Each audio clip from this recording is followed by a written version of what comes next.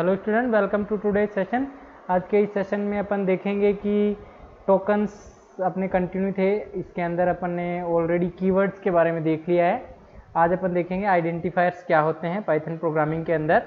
और ये आपका यूनिट नंबर 2 स्टार्टेड है और यूनिट 1 आपका ऑलरेडी कंप्लीट हो चुका है। आज आपने ये वो यूनिट नहीं देखा है, थ्योरेटिकल है, आप लोग प्लेलिस्ट में जाके देख सकते हैं। तो आइडेंटिफायर के बारे में आज अपन कंप्लीट डिटेल में देखेंगे क्या होता है। चलो स्टार्ट करते हैं डिस्कशन। जैसा कि आपको टोकन्स अपन स्टडी कर रहे हैं पाइथन के अंदर, टोकन्स क्या होता है, smallest individual unit in a python program is known as token. तो जैसे आप लोगों का ये पाइथन प्रोग्राम है, लास्ट क्लास में भी मैंने डिस्कस किया था, फॉर आई इन रेंज 1,10। तो इस केस में आई आपका एक आइडेंटिफायर है, ठीक है। यहाँ पे देखिए आइडेंटिफायर का नाम, ये आई एक आइडेंटिफायर है, ये आई एक आइडेंटिफायर है, ये प्रिंट नाम है, ये फंक्शन का नाम है, ये भी एक आइडेंटिफायर ही है। बाकी ये मेथड है, सिस्टम डिफाइंड मेथड भी बोल सकते हैं। तो अपन ने कीवर्ड ऑलरेडी देख चुके हैं अपन लास्ट वीडियो के अंदर। यदि आपने वो वीडियो नहीं देखा तो आप देख लीजिए प्लेलिस्ट में जाके।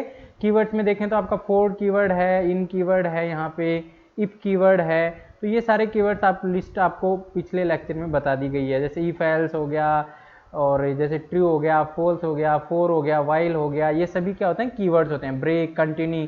आज अपन देखेंगे आइडेंटिफायर्स क्या होते हैं, ठीक है।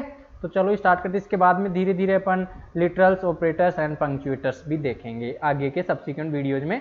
तो चलो स्टार्ट करते हैं अपना डिस्कशन और देखते हैं आइडेंटिफायर्स क्या होते हैं। आइडेंटिफायर नाम से ही पता चलता है जो किसी चीज को आइडेंटिफाई करते हैं। Python identifier is a name used to identify a variable. एक वेरिएबल को आइडेंटिफाई करने के काम आता है, या फिर एक फंक्शन को आइडेंटिफाई करने के काम आता है। क्लास आपके सिलेबस में नहीं है, क्लास को भी आइडेंटिफाई करने का काम आता है। मॉड्यूल आपने देखा होगा, आप लोग नहीं देखा होगा क्योंकि आप 11 में हो। तो इंपोर्ट मैथ करके अपन सबसीक्वेंट क्लासेज में देखेंगे, मैथ मॉड्यूल होता है, रैंडम मॉड्यूल होता है। तो इनके नाम को आइडेंटिफाई करने के लिए भी आइडेंटिफायर्स का यूज किया जाता है। और कोई अदर एंटिटी होती है पाइथन प्रोग्राम में, उनको आइडेंटिफाई करने के लिए भी आइडेंटिफायर का यूज किया जाता है। जैसे मैं एक सैम्पल प्रोग्राम यहाँ पे आपको दिखा रहा हूँ, आपको समझ में आए तो अच्छी बात है, नहीं तो आप लोगों को कोई दिक्कत नहीं है, धीरे धीरे ये समझ में आ जाएगा। जैसे डेफ DEF एक कीवर्ड होता है पाइथन के अंदर, जिसका यूज करते हैं आप फंक्शन बना सकते हो।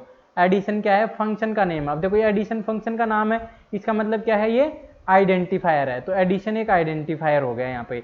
N1, N2 ये क्या है, दो वेरिएबल्स हैं जो कि नंबर 1 और नंबर 2 लेंगे एडिशन करने के लिए। तो ये N1 और N2 क्या हो गए, आइडेंटिफायर्स हो गए। N1 N2 आपके आइडेंटिफायर्स हो गया। एडिशन एक फंक्शन का नाम है जो कि एक आइडेंटिफायर है।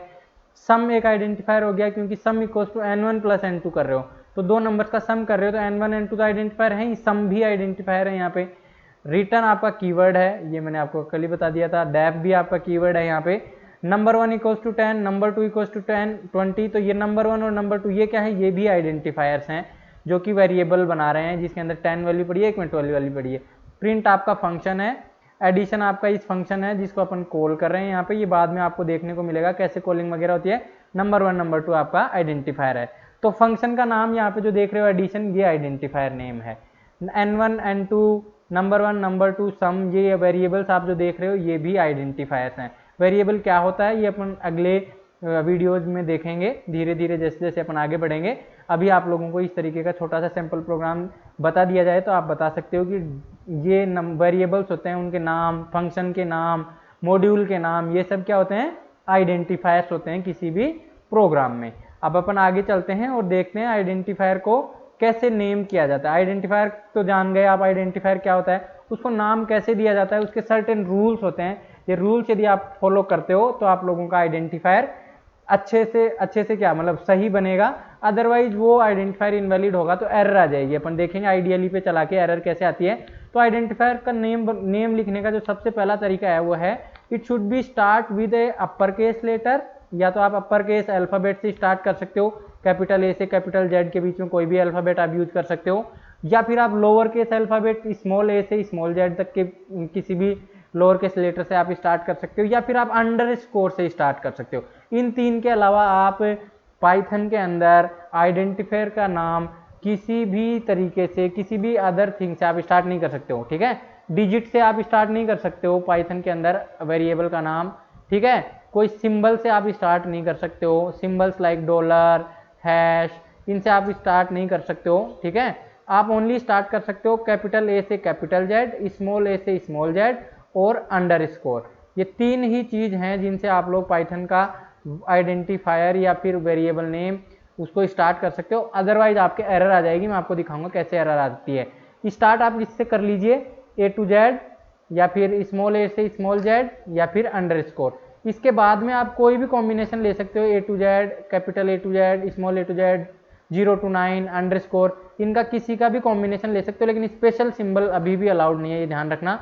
Combination of any, late suppose आप राम नाम से एक वेरिएबल बना रहे हो तो आर कैपिटल आर से स्टार्ट कर दो, यहाँ पे राम टू यहाँ पे अलाउड है, राम टू नाम से एक वेरिएबल बना सकते हो, ठीक है। जैसे AVG ऐसे करके अंडरस्कोर मार्क्स नाम से कोई भी वेरिएबल बना सकते हो, ठीक है, क्योंकि स्टार्ट हो रहा है स्मॉल लेटर से, स्टार्ट हो कैपिटल लेटर से, फिर उसके बाद में आप कोई भी लेटर और कोई भी डिजिट आप इसके अंदर रख सकते हो। जैसे नंबर 22, ये एक वेरिएबल सही आइडेंटिफायर नेम है क्योंकि अब स्मॉल n से स्टार्ट हो रहा है। 2n ये गलत है क्योंकि ये डिजिट से स्टार्ट हो रहा है। $n ये भी गलत है क्योंकि ये डॉलर स्पेशल सिंबल से स्टार्ट हो रहा है। अंडरस्कोर n ये आपका सही है क्योंकि अंडरस्कोर आपका अलाउड है वेरिएबल नेम के अंदर, और अंडरस्कोर से आप वेरिएबल का नाम को स्टार्ट भी कर सकते हो। डिजिट से आप स्टार्ट नहीं कर सकते, लेकिन डिजिट बाद में आप लगा सकते हो वेरिएबल के नेम के अंदर। ये आपका फर्स्ट रूल होता है, ये आपको ध्यान रखना है। अब अपन नेक्स्ट रूल की तरफ बढ़ते हैं। Identifier can be of any length, however it is preferred to keep it short and meaningful. Identifier का नाम आप कुछ भी रख सकते हो, जैसे 2 नंबर को ऐड करना है तो A = 10 रख सकते हो, B = 20 रख सकते हो, C = A+B रख सकते हो। तो छोटा छोटा नाम भी रख सकते हो, जरूरी नहीं है कि आप पूरा नंबर 1 इस तरीके से लिखो, फिर 10 लिखो, फिर नंबर 2 = 20 लिखो, इतना बड़ा लिखने की जरूरत नहीं है। आप N1 भी लिख सकते हो, N1 10, N2 20। तो आपको शॉर्ट रखना है और मीनिंगफुल रखना है। ऐसा भी नहीं कि आप XY = 10 कर रहे हो और MN = 20 कर रहे हो, तो ये थोड़ा सा मीनिंगफुल नेम नहीं है। वैलिड है लेकिन मीनिंगफुल नहीं है। तो आप आइडेंटिफायर का नाम कितनी भी लेंथ रख सकते हो, आप लोग कितना ही बड़ा रख सकते हो। लेंथ का मतलब XYZ ABCD ऐसे लेंथ वाइज कितना भी बड़ा रख सकते हो आप, लेकिन वो मीनिंगफुल होना चाहिए और शॉर्ट होना चाहिए। जितना शॉर्ट पॉसिबल हो उतना शॉर्ट आपको रखना चाहिए। आइडेंटिफायर का नाम है वो कोई कीवर्ड नहीं हो सकता पाइथन का, जो अपने लास्ट लेक्चर में देखे थे। जैसे आप ऐसे नहीं लिख सकते हो if = 10, ये गलत है क्योंकि if नाम से आप वेरिएबल नहीं बना सकते हो। DEF if नहीं लिख सकते हो आप, क्यों? क्योंकि DEF नाम से आप कोई भी फंक्शन भी नहीं बना सकते, क्यों? क्योंकि ये रिजर्व कीवर्ड है। जैसे while = 10 ऐसे भी नहीं लिख सकते क्योंकि रिजर्व कीवर्ड है while। तो रिजर्व कीवर्ड्स आप लोग यूज नहीं कर सकते। जैसे कंटिन्यू एक रिजर्व वर्ड या कीवर्ड है आप लोगों के पाइथन में, तो कंटिन्यू = 10 ऐसे नहीं लिख सकते हो आप लोग, ठीक है। तो आप किसी भी कीवर्ड को या रिजर्व वर्ड जो पाइथन का है उसको आप as a identifier name use नहीं कर सकते हो। यदि ऐसा होता है तो आपका आइडेंटिफायर आपका इनवैलिड हो जाएगा, ये आपको ध्यान रखना है। अब अपन आगे देखते हैं और एक और रूल देखते हैं जो छोटा सा रूल है। एक रूल जो आपका कह रहा है ये बहुत बोल रहा है कि आपका वेरिएबल के नाम या पाइथन के आइडेंटिफायर के अंदर आप कोई भी स्पेशल सिंबल यूज नहीं कर सकते हो। जैसे नोट हो गया, @ हो गया, डॉलर हो गया, हैश हो गया, परसेंटेज हो गया, डैश हो गया, डॉट हो गया, ये कोई भी स्पेशल सिंबल आप यूज नहीं कर सकते हो एक्सेप्ट अंडरस्कोर अलाउड है। बाकी आप लोगों को कोई भी सिंबल अलाउड नहीं है वेरिएबल नेम में। जैसे ऐसा आप लिख दिया NUM-1, ये गलत है, या फिर आपने लिख दिया NUM-1, ये गलत है, = 10। तो आप लोग स्पेशल सिंबल का यूज नहीं कर सकते हो, किसी भी स्पेशल सिंबल का अदर देन अंडरस्कोर पाइथन के वेरिएबल के नेम के अंदर, अदरवाइज आप लोगों का एरर आ जाता है पाइथन के अंदर।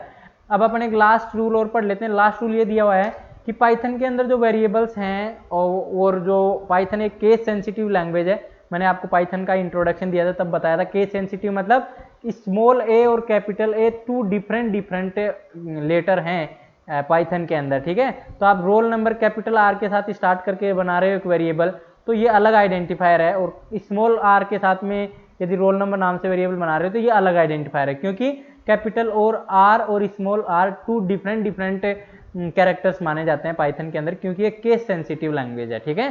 तो ये रूल्स आपको याद रखने हैं अपने दिमाग में, तब जाके आप लोग कोई भी वेरिएबल को, इसमें क्वेश्चन डायरेक्टली ऐसे आता है, आपको नंबर ऑफ आइडेंटिफायर्स दिए होंगे और उन्हें बताएगा कि आपको आइडेंटिफाई कीजिए वैलिड आइडेंटिफायर कौन सा है, इनवैलिड आइडेंटिफायर कौन सा है, तब आपको फिर बताना है वैलिड है तो क्यों है और इनवैलिड है तो क्यों है, ठीक है। अब अपन आगे चलते हैं और एक दो एग्जाम्पल देखते हैं ताकि आप लोगों को इन रूल्स का थोड़ा पता लग जाए। अब देखिए यहाँ पे यहाँ पे आपको दिख रहा होगा some valid and invalid identifier names. देखिए वैलिड आइडेंटिफायर नेम चेक करना है इसको। माई बुक क्या वैलिड आइडेंटिफायर नेम है? यस, क्योंकि ये कैपिटल लेटर से स्टार्ट हो रहा है, कैपिटल ए से स्टार्ट हो रहा है जो कि अलाउड है, और बाद में आपके स्मॉल लेटर्स हैं सारे के सारे, तो ये एक वैलिड आइडेंटिफायर है। फाइल 123, फाइल 123 देखो स्मॉल ऐप से स्टार्ट हो रहा है, स्मॉल ऐप से स्टार्ट हो रहा है जो कि अलाउड है, और बाद में आप लोगों का कोई भी कॉम्बिनेशन आ सकता है, डिजिट्स भी आ सकती हैं, तो ये अलाउड है, तो ये भी सही है। Z2TD, Z2TD देखो Z स्मॉल Z से स्टार्ट हो रहा है और बाद में कोई भी कॉम्बिनेशन आ सकता है 2TD वगैरह, तो ये भी सही है। date_2 देखो ये भी सही है, D स्मॉल D से स्टार्ट हो रहा है, सॉरी, और अंडरस्कोर अलाउड होता है स्पेशल सिंबल के रूप में, डिजिट भी अलाउड होती है बाद में, ठीक है। अदर देन अंडरस्कोर कोई अदर सिंबल अलाउड नहीं है, अंडरस्कोर जैसे नीचे की तरफ रहता है उसको बोलते हैं अपन, ठीक है। date_2 एक वैलिड आइडेंटिफायर है। अंडरस्कोर नो भी एक वैलिड आइडेंटिफायर है, क्यों? क्योंकि अंडरस्कोर से आपका वेरिएबल स्टार्ट हो सकता है, आपका नेमिंग रूल में बताया था फर्स्ट रूल में, अंडरस्कोर से आपका वेरिएबल नेम स्टार्ट हो सकता है, उसके बाद में आप कुछ भी रख सकते हो, डिजिट, और आप लोग कोई भी डिजिट रख सकते हो, कोई भी अल्फाबेट रख सकते हो। सम कैपिटल एस से स्टार्ट हो रहा है, बाद में स्मॉल लेटर्स हैं, तो ये भी एक सही वैलिड आइडेंटिफायर है। माई फाइल कैपिटल एम से स्टार्ट हो रहा है, बाद में सारे कैपिटल लेटर्स, तो ये भी एक वैलिड आइडेंटिफायर है। तो ये सारे के सारे आइडेंटिफायर आप देख पा रहे हो यहाँ पे वैलिड आइडेंटिफायर्स हैं। इनको आप चाहो तो आइडियली में चला के देख सकते हो, मैं आइडियली में आप लोगों को चला के दिखा देता हूँ थोड़ा सा, ताकि आप लोगों को इसका क्लियर अंडरस्टैंडिंग हो। आइडियली में अपन देखते हैं, देखिए कोई वेरिएबल आइडेंटिफायर इनवैलिड तो नहीं आ रहा है यहाँ पे, जैसे मैं यहाँ पे आपको बना के दिखाता हूँ, अभी अपना आइडियली स्टार्ट हो जाएगा, ये देखिए यहाँ पे। तो मैं जैसे यहाँ पे ये बनाता हूँ, पहला वेरिएबल बनाते हैं, जैसे my book equals to, let suppose आपने 10 किया, तो देखो ये सही बता रहा है, कोई एरर नहीं आई इसके अंदर, माई बुक की वैल्यू 10 हो गई। फाइल 123 इक्वल्स टू जैसे 30 कर दिया, और यहाँ पे फाइल 123 को प्रिंट कीजिए, तो देखो 30 आ गया। Z2TD भी देखो इसके अंदर, लेट सपोज मैंने हेलो वेरिएबल बनाया, ये हेलो डाल दिया और Z2TD को प्रिंट किया, तो देखो कोई एरर नहीं आई है, सही चल रहा है। date_2 इक्वल्स टू जैसे मैंने डेट डाल दी 2-9-1992, इस तरीके से। तो आप लेट सपोज आप ओके सॉरी आपको दिख नहीं रहा होगा, date_2 जैसे आप लोग एंटर करेंगे तो देखो आपको प्रिंट हो रहा है, तो ये भी एक वैलिड आइडेंटिफायर है।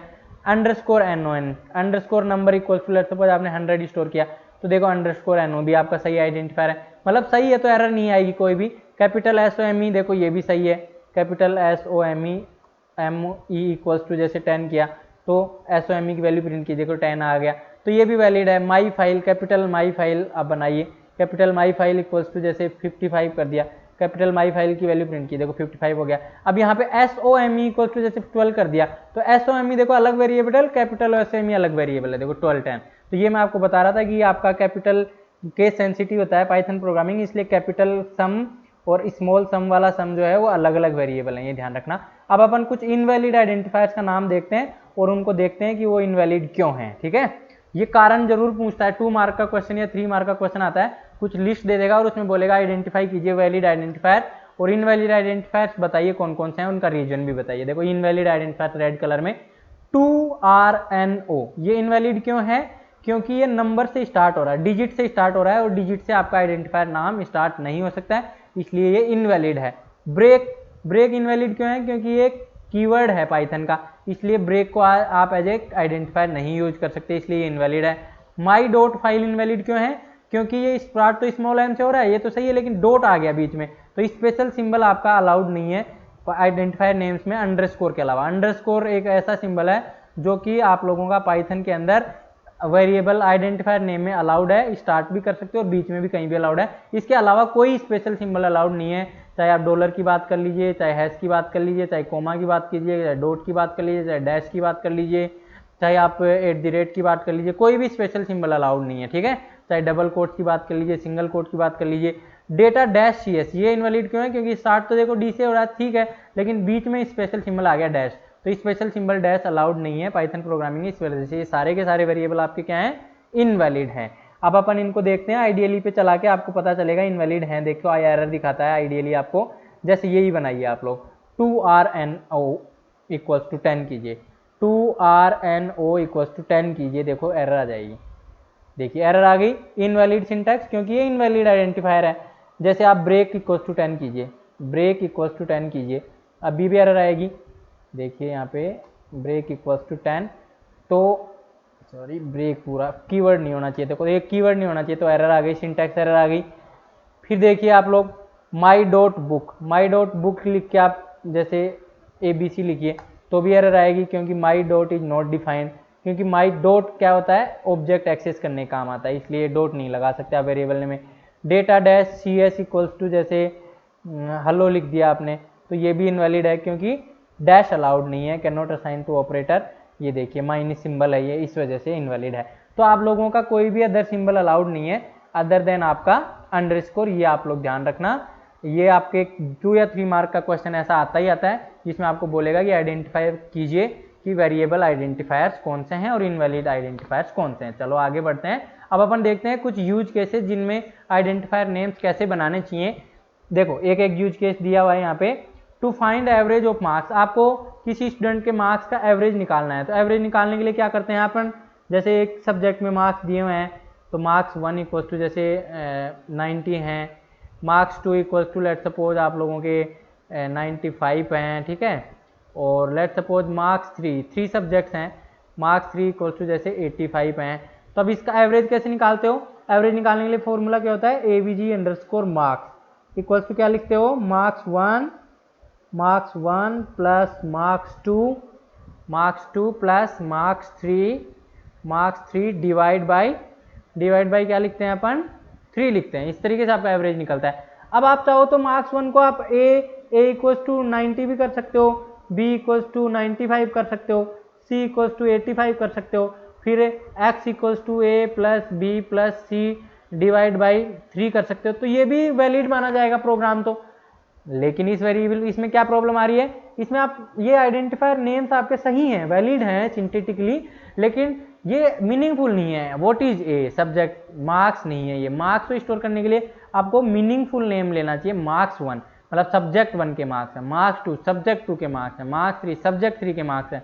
एंड एवरेज निकालने के लिए आप AVG वेरिएबल ले लीजिए या AVG अंडरस्कोर मार्क्स भी ले सकते हो, ठीक है। तो इस तरीके से वेरिएबल का जो नाम लेते हैं अपन वो थोड़ा सा मीनिंगफुल होना चाहिए और आइडेंटिफायर नेमिंग रूल्स के अकॉर्डिंग होना चाहिए। आप ऐसे नहीं कर सकते कि मार्क्स फिर स्पेस दे दिया 1 इक्वल टू 10 या फिर लेट्स सपोज 90, इस तरीके से नहीं लिख सकते क्योंकि ये इनवैलिड आइडेंटिफायर हो जाएगा। यहाँ पे अंडरस्कोर आप जरूर लगा सकते हैं लेकिन स्पेस नहीं छोड़ सकते हो। आप ऐसे भी नहीं लिख सकते मार्क्स #1 इक्वल टू 90, क्योंकि हैश भी अलाउड नहीं है। तो ये इनवैलिड रूल्स आपको याद रखने हैं वेरिएबल बनाते टाइम कि इनवैलिड नेमिंग कन्वेंशन आपको यूज नहीं करनी है, आइडेंटिफायर के रूल्स आपको याद रखने हैं। कोई कीवर्ड आप यूज नहीं कर सकते हो आइडेंटिफायर नेम बनाते टाइम। अब जैसे एक और यूज केस लीजिए, जैसे आपको रेक्टेंगल का एरिया फाइंड आउट करना है तो उसके लिए आपको आइडेंटिफायर नेम यूज करनी चाहिए। अब रेक्टेंगल का एरिया फाइंड आउट करने का क्या प्रोग्राम होता है, A equals to length into breadth. ये ऐसे भी ले सकते हो आप, क्योंकि A मतलब एरिया हो गया, L मतलब लेंथ हो गया, मतलब आपको समझ में आना चाहिए, B मतलब ब्रेड्थ हो गया। अब आप इसको ऐसे नहीं लेना चाहिए, X equals to M cross N, इससे भी आपका निकल जाएगा एरिया X है, M लेंथ ले लिया, N जैसे क्या ले लिया, ब्रेड्थ ले लिया, इससे भी निकल जाएगा। लेकिन ये यूजर फ्रेंडली नहीं है, मतलब M और N क्या है ये पता नहीं चल रहा है, X क्या है, A equals to L cross B में पता चल रहा है भाई area of length into breadth है। या फिर आप पूरा नाम भी लिख सकते हो, area equals to length into breadth. मतलब थोड़ा सा आपको प्रोग्राम के अंदर वेरिएबल नेम्स ऐसे लेने हैं कि वो थोड़ा अंडरस्टैंडेबल हो, ईजी हो, रीडेबल ईजी हो, अंडरस्टैंडेबल हो और नेमिंग रूल्स को फॉलो करते हो, ठीक है। तो यहाँ पे अल्फाबेट्स की जगह LB की जगह आप लोग area equals to length into breadth variable name लेंगे तो ज़्यादा सही है। इनके प्रोग्राम्स मैं आपको बना के दिखा देता हूँ छोटा छोटा, ताकि आपको थोड़ा सा आइडिया लग जाए। आइडियली ओपन करते हैं जैसे मार्क्स 1, अब ऐसे आपको ज़रूरत नहीं है यहाँ पे पर मैं दिखा देता हूँ। मार्क्स 2 जैसे कर दिया 80, मार्क्स 3 मैंने रख दिया लेट्स सपोज 85। अब जैसे AVG निकालना है एवरेज अंडरस्कोर मार्क्स, तो देखो वेरिएबल बना दिया मैंने, मार्क्स तीनों मार्क्स का सम करना है, marks 1 plus marks 2 plus marks 3 and then divide by 3। इसके बाद में आप प्रिंट कर सकती है, देखो एवरेज मार्क्स को AVG अंडरस्कोर मार्क्स को आप प्रिंट कर सकते हैं। ये देखिए यहाँ पे 86.66। अब जैसे एरिया निकालना है तो लेंथ आपने इनपुट कराई, length equals to let suppose 10 है, 10 मीटर है। ब्रेड्स लेट सपोज आपके BREADTH ब्रेड्स ना, breads equals to let suppose 20 है, तो एरिया क्या निकलेगा, area equals to bread length into breadth, ये आपका फॉर्मूला होता है, ऐसे लिखिए और जब एरिया को प्रिंट कीजिए 200 आएगा, एरिया सॉरी वेरिएबल नाम पूरा लिखना है, एरिया देखिए 200 आ गया। तो ऐसे आप लोगों को मीनिंगफुल वेरिएबल नेम सीखते हैं, आप ऐसे लिखोगे तो भी चल जाएगा, a इक्वल्स टू 10 लिख दिए, b इक्वल्स टू 20 लिख दीजिए और c equals to a star b भी लिख दीजिए, तो भी आप लोगों का ये एरिया आ गया 200। लेकिन ये फिर मल्टीप्लिकेशन के प्रोग्राम में और इस प्रोग्राम में क्या डिफरेंस हुआ, इसलिए आपको वेरिएबल्स नेम प्रोग्राम के अकॉर्डिंग लेने चाहिए कि भाई एरिया कैलकुलेट करने हैं तो area equal to length into breadth ले लिया, यदि 2 नंबर का मल्टीप्लिकेशन करना है तो आप a equal to b equal to c equal to a star b ले सकते हो। तो इस तरीके से आप प्रोग्राम के अकॉर्डिंग आपको वेरिएबल नेम्स लेने चाहिए, ठीक है। तो ये केस स्टडी आपको मैंने करवा दी है। अब अपन आगे बढ़ते हैं। तो आइडेंटिफायर्स के बारे में बस इतना ही, आप लोगों को यदि इतना पता है तो आप लोगों को मोर देन सफिशिएंट पता है। आप अपने बुक में जाइए और देखिए कौन कौन से आइडेंटिफायर वैलिड हैं, कौन कौन से नहीं है, और आप प्रैक्टिस भी कर सकते हो आइडियली पे ट्राई करके डिफरेंट कॉम्बिनेशंस। यदि आप लोगों को ये वीडियो पसंद आया तो इसको लाइक करें और शेयर करें अपने क्लासमेट के साथ में, और यदि आप मेरे से इन प्लेटफॉर्म से जुड़ना चाहते हो तो जुड़ सकते हो, वेबसाइट को आप रेगुलरली विजिट कर सकते हो। Thank you so much, see you in the next video.